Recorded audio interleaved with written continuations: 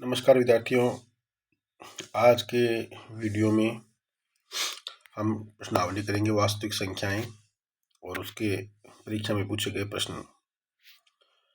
तो पहला प्रश्न आज का हमारा 400 के अभाज्य गुणनखंड की घातों का योगफल क्या होगा। करने का तरीका बिल्कुल सिंपल रहेगा। हम 400 के अभाज्य गुणनखंड करेंगे बिल्कुल सिंपल वे में। आप अभाज्य गुणनखंड कीजिए, किसी प्रकार से अपने को जल्दबाजी इस प्रकार के सवालों में नहीं करनी है। तो हम देखेंगे कि 400 को हम लिख सकते हैं 2 गुणा 2 गुणा 2 गुणा 2 गुणा 5 गुणा 5, यानी कि 400 को हम लिख सकते हैं 2 की घात 4 गुणा 5 की घात 2। तो आप देख सकते हो जो इसके घात है, जो घातों का योग जो है वो 4 + 2 यानी कि 6 होगा। प्रैक्टिस के लिए आप 196 के अभाज्य गुणनखंड की घातों का योग करके देखोगे। अभाज्य गुणनखंड की घातों का योग, ये प्रैक्टिस के लिए आपके सवाल आपके लिए रहेगा।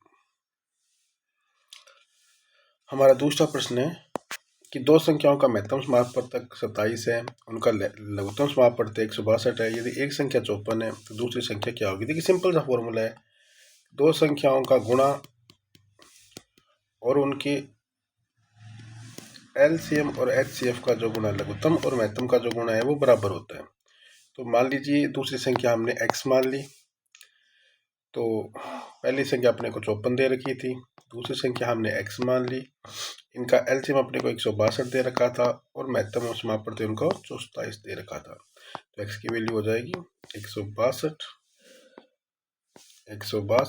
गुणा 27 बट्टा में 54।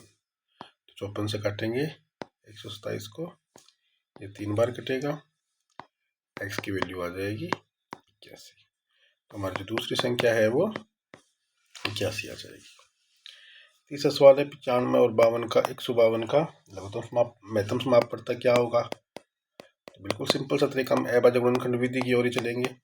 तो 95 का जो अभाज्य गुणनखंड है वो 5 गुणा 19 और 152 का जो अभाज्य गुणनखंड है वो 2 गुणा 2 गुणा 2 गुणा 19, 19 × 152 होता है। तो आप क्लियरली देख सकते हो कि 19 जो फैक्टर है,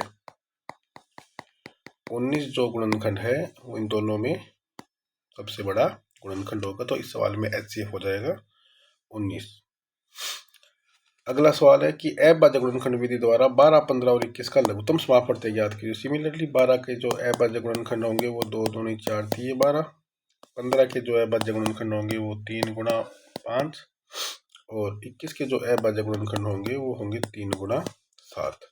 देखिए अगर जब अपने को इसका एचसीएफ निकालना हो, मैं एलसीएम की बात नहीं कर रहा, जब इसका अपने को एचसीएफ निकालना हो तो अपने वो बड़े से बड़ा गुणनखंड देखेंगे जो सभी में मौजूद हो, जो कि 3 है। और जब एलसीएम निकालना हो तो सबसे पहले वो गुणनखंड देखेंगे जो तीनों में मौजूद है, उसके बाद वो गुणनखंड देखेंगे जो दोनों में मौजूद होगा या फिर एक में मौजूद होगा। यहाँ अपने ऐसी कोई संख्या नहीं है, तो एलसीएम हो जाएगा 3 दूनी 6 दूनी 12 पंजे 60 सत्ते 420।